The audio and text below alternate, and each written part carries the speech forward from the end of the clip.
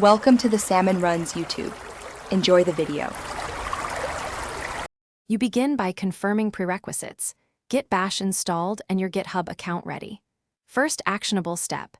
In Git Bash, run ssh keygen ted 25519 and follow prompts. Once done, you'll have a public key file. Next, add your name and email to Git with git config global user. Name your name and git config global user.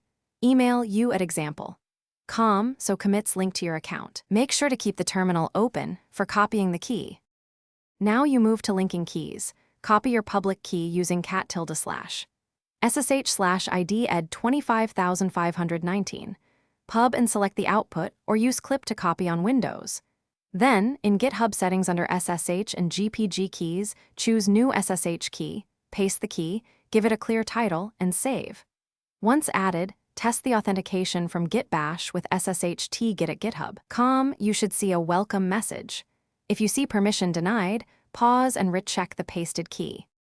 Finish by using your connection. Clone a repository via git clone git at github.com username/repo. Git to ensure SSH works, then make changes locally. Add and commit with git add, and git commit m message, then push with git push. If push fails, make sure your SSH agent is running. Eval $SSH agent s and run ssh add tilde/. SSH/ID ed 25519. Once done, your commits will appear on GitHub.